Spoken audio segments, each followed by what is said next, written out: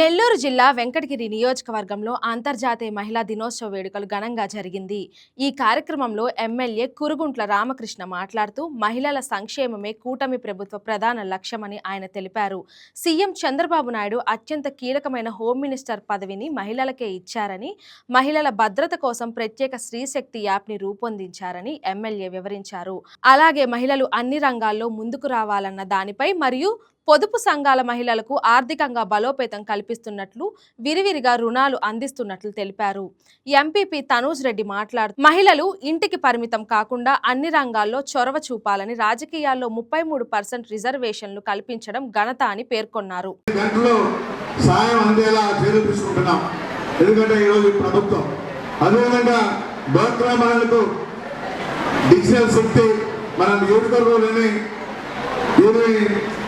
యూనిమీటర్లకు 15,000 రూపాయలు మరి ఖరీదు చేసే విలువైన సెల్ ఫోన్లు కూడా అందించాం.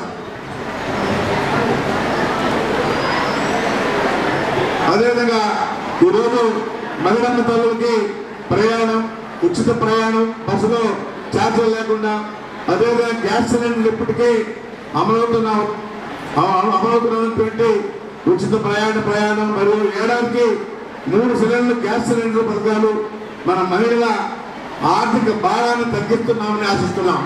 అదేవిధంగా వెంకటగిరి అభివృద్ధి మహిళా భాగస్వామ్యం, మన నియోజకవర్గంలో మహిళల కోసం ప్రత్యేకంగా కొన్ని ప్రాధాన్యతలు నేను ప్రభుత్వం దృష్టిలో తీసుకెళ్లాను.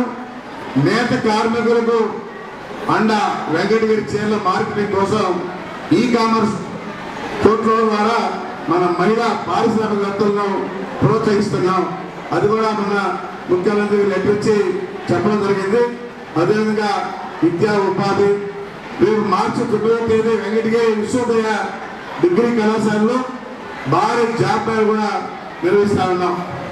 ఈ రోజుల్లో మరి అబ్బాయిలు రావచ్చు, అమ్మాయిలు రావచ్చు, ఎవరు టాలెంట్ ఉంటారో వాళ్ళు ఇంటర్వ్యూ పాస్ అయితే ఉద్యోగ అవకాశాలు కూడా కల్పిస్తామని చెప్పని కూడా తెలియజేస్తా ఉంటా. మహిళా సాధికారత అంటే కేవలం ఆర్థిక సహాయం మాత్రమే కాదు, ఆమె తన నిర్ణయాలను తానే తీసుకునే స్థాయి చేరడం, మహిళలు పురుషులతో సమానందుకు ఎందులోనూ తక్కువ కాదు. ప్రభుత్వం మీకు ఈ వేదికను కల్పిస్తుంది. రాజకీయాలకు అర్హత ఉన్న ప్రతి మహిళకు సంక్షేమ పథకాలు అందేలా చూస్తాను, ఆపేస్తున్నాను. మరోసారి మీ అందరికీ మహిళా దినోత్సవ శుభాకాంక్షలు తెలియజేస్తూ, ఈరోజు మన ముఖ్యమంత్రి ప్రతి ఒక్క దానిలో కూడా మీరు ముందుండాలనే కాన్సెప్ట్ మాట్లాడుతూ ఉంటారు. మీకోసం అన్ని రకాలుగా ఆనుకునే విధంగా పేదరికం లేని రాష్ట్రంగా చేయాలన్నది మన ముఖ్యమంత్రి ముఖ్య ఉద్దేశం. రాబోయేటువంటి 2047కి మన రాష్ట్రంలో ఎక్కడా కూడా పేదరికం అనేది కనిపించకూడదు. ప్రతి ఒక్క కుటుంబంలో కూడా ఒకళ్ళు ఉద్యోగం చేయాలి. చివరిగా ఈ సమాజానికి నేను తెలియజేయడం ఏమనగా, అమ్మను పూజించు,